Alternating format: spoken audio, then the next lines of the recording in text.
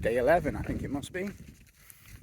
Just hiking back from Santa Cruz back towards Santiago de Casem, something like that. Casem, yeah. Santa Cruz was nice. There's a little restaurant there. I got something to eat, some traditional Portuguese dish. Don't know how to pronounce it. The countryside around here is beautiful. As usual, I've over-prepared, former Boy Scout, you know, be prepared and all that.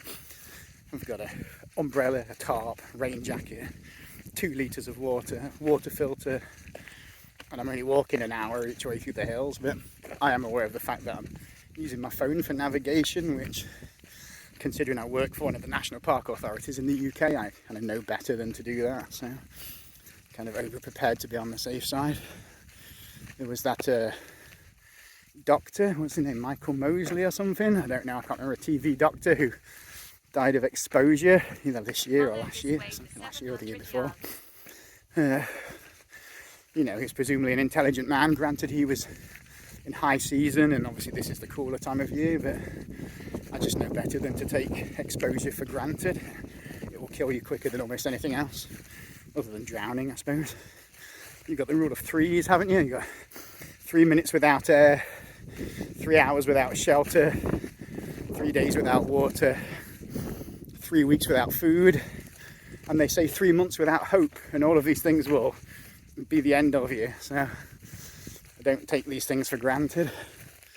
I also know how easy it is to get turned around in these hills and get disorientated, so I'd rather be a bit over-prepared.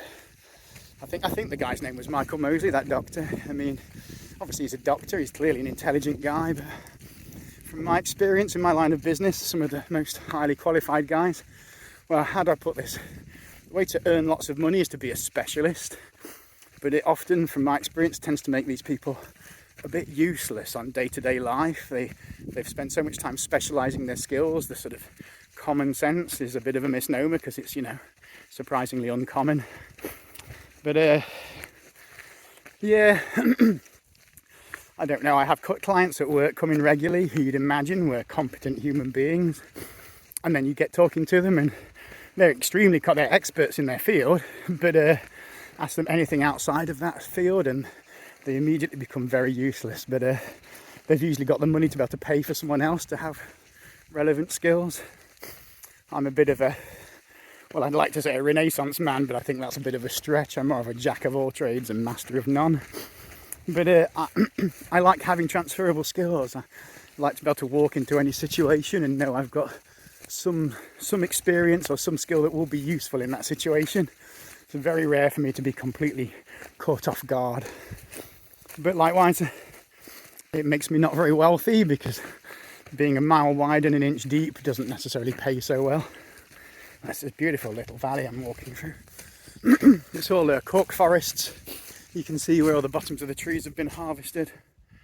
Right there, they scrape the bark off and use it presumably for, I guess it must be one of the bigger exports of the area. This whole hillsides are covered with them. They're all numbered. I don't know if you can see the number written on there, probably not. Look at that, there it is. It could be backwards on camera and it's a number 3. Yeah, so I don't know, I'm just heading back to Santiago. Going to pop back to the library while it's open, and I'd love to know what these signs are.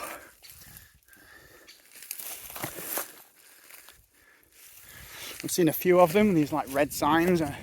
They look like kind of some kind of warning signs. I don't know if this is like a shooting or hunting area or something. I don't think there's any minefields in Portugal. Who knows, the place did have a dictatorship until, 40 years ago.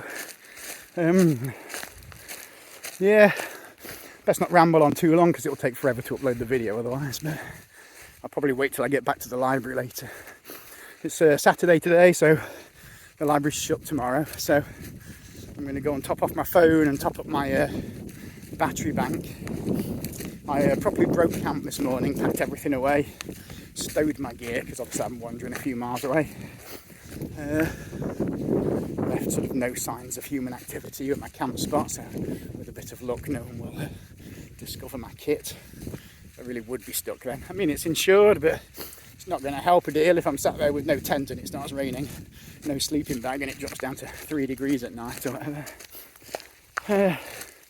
Well, that's the ramblings for today anyway.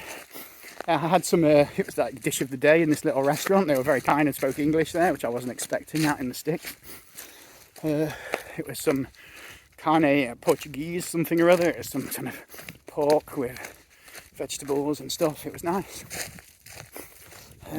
Yeah, so this will probably be the update for today.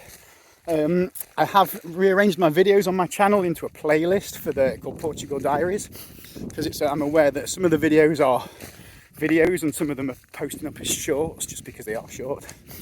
So they were kind of losing chronological order, so I've stuck them all in a playlist. So you can go back and watch the whole lot if you're vaguely interested. The ramblings of a bearded middle-aged man. Anyhow, I'll speak to you tomorrow.